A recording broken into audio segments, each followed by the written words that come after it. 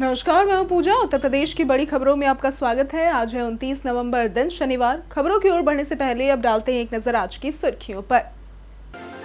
UP anganwadi भर्ती के लिए 1 दिसंबर तक करे आवेदन। 9 अग्निकुंडों में संपन्न हुआ राम मंदिर का दिव्य अनुष्ठान। मतदाताओं के फॉर्म जमा न होने पर कट सकते हैं नाम। आधार अब नहीं माना जाएगा जन्म प्रमाण पत्र। पहली बार होगा हथीगाहा मार्ग का चौड़ीकरण। चलिए अब बढ़ते हैं अब तक की 25 बड़ी खबरों की ओर विस्तार से। यूपी आंगनबाड़ी भर्ती के लिए 1 दिसंबर तक करे आवेदन। यूपी आंगनबाड़ी में वर्कर और हेल्पर के पदों पर भर्ती के लिए आवेदन की अंतिम तिथि 1 दिसंबर 2025 है। कुल 4724 पदों के लिए चयन मेरिट लिस्ट और दस्तावेज सत्यापन के आधार पर होगा, जिसमें गरीबी रेखा से नीचे विधवा और तलाकशुदा महिलाओं को प्राथमिकता मिलेगी। आयु 18 से 35 वर्ष होनी चाहिए और स्नातक या समकक्ष योग्यता जरूरी है। आवेदन यूपी आंगनबाड़ी भर्ती.in पर ऑनलाइन किया जा सकता है। 9 अग्निकुंडों में संपन्न हुआ राम मंदिर का दिव्य अनुष्ठान। अयोध्या राम मंदिर के ध्वजारोहण अनुष्ठान में 21 से 25 नवंबर तक चले 5 दिवसीय महायज्ञ में 9 अग्निकुंडों, 30 घंटे की पूजा, लगभग 2.33 लाख मंत्र जाप से पूरे परिसर में आध्यात्मिक ऊर्जा का संचार हुआ। वैदिक आचार्यों ने श्री सूक्त, पुरुष सूक्त, रुद्र पाठ, राम रक्षा स्तोत्र सहित अन्य मंत्रों का जाप कर धर्म ध्वज को दिव्य शक्ति से अभिषिक्त किया, जो अयोध्या की समृद्धि और धर्म बल का प्रतीक बनेगा। मतदाताओं के फॉर्म जमा न होने पर कटेंगे नाम। मतदाता सूची के विशेष गहन पुनरीक्षण यानी कि SIR में BLO की लापरवाही से हजारों मतदाताओं के मताधिकार पर संकट आ गया है। कई क्षेत्रों में फॉर्म न बांटे जाने और धीमी प्रगति से स्थिति खराब हो चुकी है। प्रशासन ने कमजोर BLO के साथ अतिरिक्त कर्मचारी लगाए हैं। 4 दिसंबर तक फॉर्म जमा न करने पर नाम ड्राफ्ट सूची से कट सकता है। वहीं 2003 की सूची से 500 से अधिक लोगों के नाम गायब होने की शिकायतें भी मिली है। काशी में छात्राओं को तमिल सिखाने की पहल। वाराणसी में 2 दिसंबर से काशी तमिल संगमम 2025 के तहत तमिलनाडु के 50 शिक्षक स्थानीय स्कूलों में छात्रों को तमिल भाषा, संस्कृति और काशी तमिल परंपराओं से परिचित कराएंगे। केंद्रीय शिक्षा मंत्रालय, IIT मद्रास और BHU के सहयोग से आयोजित ये कार्यक्रम भाषाई सांस्कृतिक जुड़ाव को बढ़ावा देगा। तमिलनाडु से आए 1400 प्रतिनिधि वाराणसी के साथ प्रयागराज और अयोध्या के दर्शनों सहित विभिन्न सांस्कृतिक स्थलों का भ्रमण करेंगे। पहली बार होगा हथीगाहा मार्ग का चौड़ीकरण। प्रयागराज लखनऊ मार्ग पर स्थित हथीगाहा संपर्क मार्ग का चौड़ीकरण पहली बार आजादी के बाद होने जा रहा है। 17.2 किलोमीटर लंबे मार्ग को 1.5 मीटर से बढ़ाकर 5 मीटर किया जाएगा और इसके लिए 7.16 करोड़ रुपए की राशि जारी की गई है। फाफामऊ विधायक गुरु प्रसाद मौर्य की पहल से यह प्रस्ताव 2022 से शासन को भेजा जा रहा था। टेंडर प्रक्रिया पूरी होते ही दिसंबर के तीसरे सप्ताह से कार्य शुरू होगा। आधार अब नहीं माना जाएगा जन्म प्रमाण पत्र। उत्तर प्रदेश सरकार ने आदेश दिया है कि अब आधार कार्ड को जन्म तिथि प्रमाण पत्र के रूप में मान्यता नहीं दी जाएगी, क्योंकि इसमें जन्म तिथि अक्सर स्वयं घोषित होती है और किसी वैध दस्तावेज से सत्यापित नहीं होती। सरकारी सेवाओं, नियुक्तियों, छात्रवृत्ति, पेंशन और अन्य उम्र संबंधित प्रक्रियाओं में केवल मान्य दस्तावेज जैसे कि जन्म प्रमाण पत्र या फिर स्कूल या नगर निकाय द्वारा जारी रिकॉर्ड ही स्वीकार होंगे। लखनऊ में राज्य स्तरीय ध्यान योग कार्यक्रम का हुआ आयोजन। लखनऊ के गुलजार उपवन में ब्रह्मकुमारीज संस्थान द्वारा राज्य स्तरीय ध्यान योग कार्यक्रम का आयोजन हुआ, जिसमें राष्ट्रपति द्रौपदी मुर्मू, मुख्यमंत्री योगी आदित्यनाथ और राज्यपाल आनंदीबेन पटेल मौजूद थे। कार्यक्रम में बच्चों ने स्वागत किया और रंगोली प्रस्तुत की गई। मुख्यमंत्री व राज्यपाल ने ध्यान योग के महत्व पर जोर दिया, जबकि राष्ट्रपति ने मेडिटेशन से मानसिक शांति, नारी सशक्तिकरण और शिक्षा क्षेत्र में संस्था के योगदान की सराहना की। मुरादाबाद में देसी अंडा फर्जीवाड़ा हुआ उजागर। मुरादाबाद में खाद्य सुरक्षा विभाग ने एक गोदाम में चल रहे फर्जी कारखाने का भंडाफोड़ किया, जहां सफेद अंडों को आर्टिफिशियल कलर, चाय पत्ती के घोल और केमिकल की मदद से देसी अंडे बनाकर बेचा जा रहा था। छापे में 80,000 से भी अधिक अंडे जब्त किए गए। गोदाम सील कर दिया गया। टीम ने 12 से 13 दिन निगरानी के बाद कार्रवाई की और आरोपियों पर तहरीर दी है। जांच जारी है। अयोध्या में JCB से गिरी मीनार। अयोध्या के भदरसा कस्बे में शुक्रवार को JCB से मिट्टी भरते समय ड्राइवर की गलती से मस्जिद की मीनार गिर गई। एक मुस्लिम युवक अपने खेत में मिट्टी भर रहा था और इसी दौरान JCB मस्जिद की दीवार से टकरा गई। पुलिस ने मौके पर पहुंचकर दोनों पक्षों से बात की।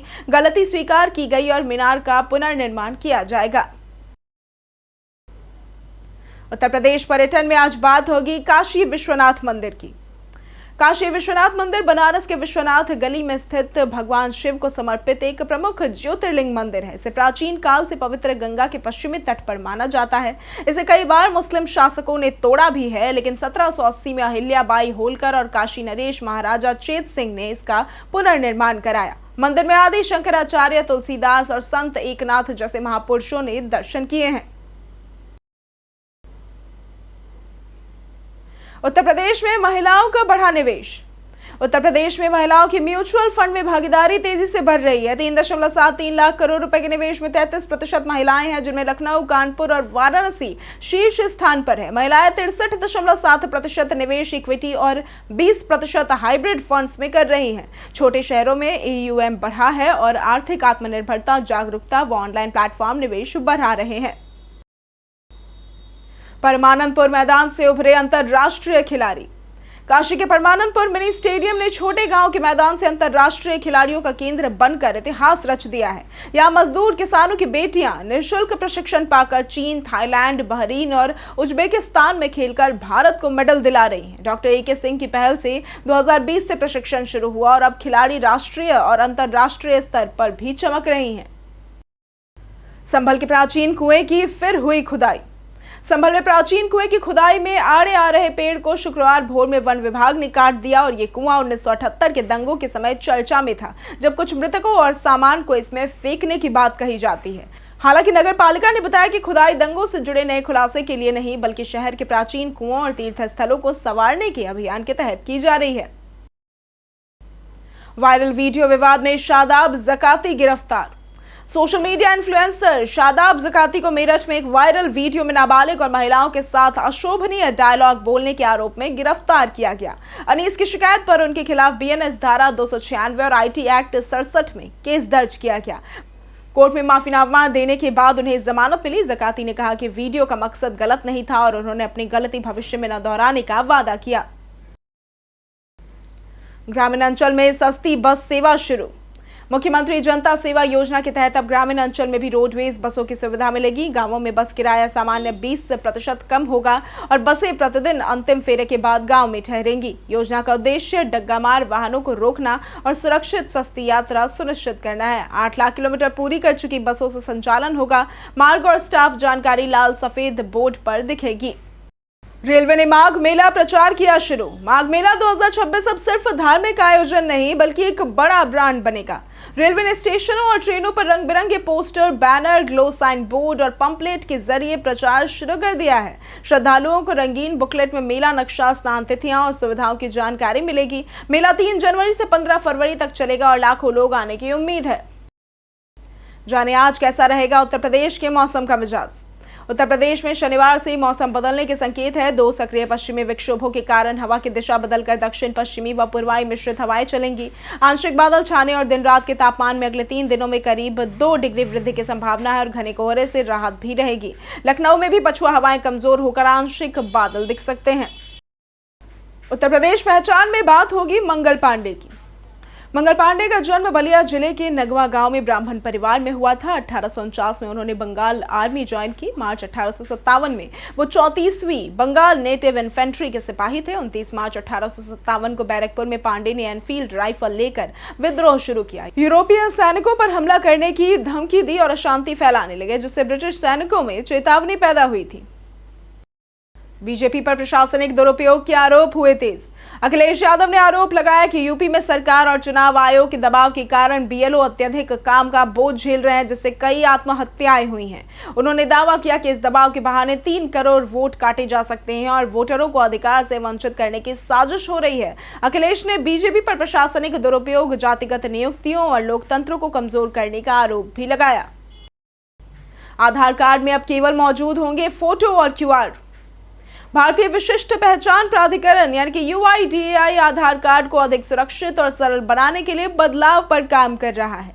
प्रस्तावित बदलाव के अनुसार आधार कार्ड पर केवल धारक की फोटो और QR कोड होगा, जबकि बाकी सभी विवरण हटा दिए जाएंगे। ये कदम ऑफलाइन सत्यापन को रोकने और निजी जानकारी के दुरुपयोग को रोकने के लिए है।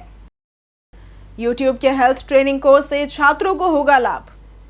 एनुअल यूट्यूब इम्पैक्ट समिट में यूट्यूब ने भारत में अपने आर्थिक और सामाजिक प्रभाव को विस्तार से साझा किया। ऑक्सफोर्ड इकोनॉमिक्स की रिपोर्ट के अनुसार यूट्यूब के क्रिएटिव इकोसिस्टम ने पिछले साल भारत की जीडीपी में 16,000 करोड़ रुपए से अधिक का योगदान दिया और 9.3 लाख से ज्यादा नौकरियों का समर्थन किया।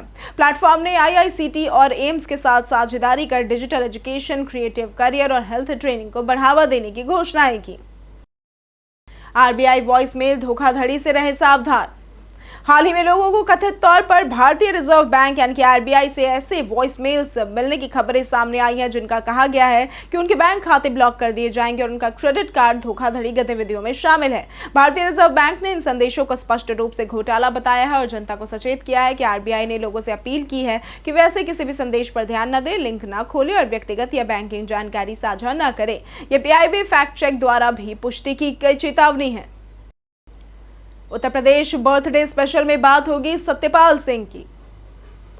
सत्यपाल सिंह, जिनका जन्म 29 नवंबर 1955 को हुआ, एक भारतीय राजनीतिज्ञ और महाराष्ट्र कैडर के 1980 बैच के सेवानिवृत्त आईपीएस अधिकारी हैं। वे वर्तमान में भारतीय जनता पार्टी के सदस्य हैं और 2014 से बागपत उत्तर प्रदेश से सांसद हैं। उन्होंने मानव संसाधन विकास और जल संसाधन मंत्रालय में राज्य मंत्री के रूप में कार्य किया। पूर्व में मुंबई पुलिस आयुक्त और गुरुकुल कांगरी विश्वविद्यालय के चांसलर भी रहे।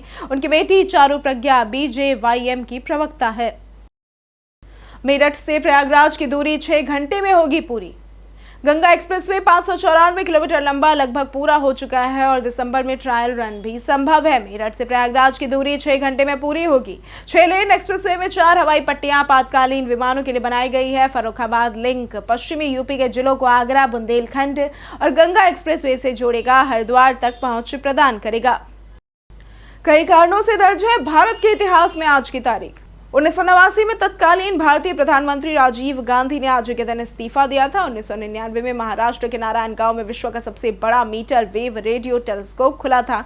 2008 में भारतीय मुक्केबाज मैरी कॉम ने 5वीं महिला AIBA वर्ल्ड बॉक्सिंग चैंपियनशिप जीता था। 1935 में गुरबचन सिंह सालारिया का जन्म हुआ था, जो परमवीर चक्र से सम्मानित है। 2002 में ओंकार नाथ श्रीवास्तव का जन्म हुआ था। ये कवि एवं समाचार प्रसारक थे। बीते दिन बहुत से लोगों ने हमारे वीडियो को लाइक किया था। जिन्होंने हमारे वीडियो को लाइक किया था उनके नाम है राजेंद्र प्रसाद यादव, सुरेश जायसवाल, नितिन पंडित, रामराज भारती, मनोज भारद्वाज, संतोष कुमार, दीनानाथ त्रिपाठी, अखिलेश यादव, रविंद्र चौहान, कृष्णा कुमार, दिनेश चौरसिया, श्रीराम सा, राम सुरेश सिंह और राम जनक वर्मा। इसके साथ बढ़ते हैं आज के सवाल की ओर। आज का सवाल है, आपके क्षेत्र में उच्च शिक्षा की व्यवस्था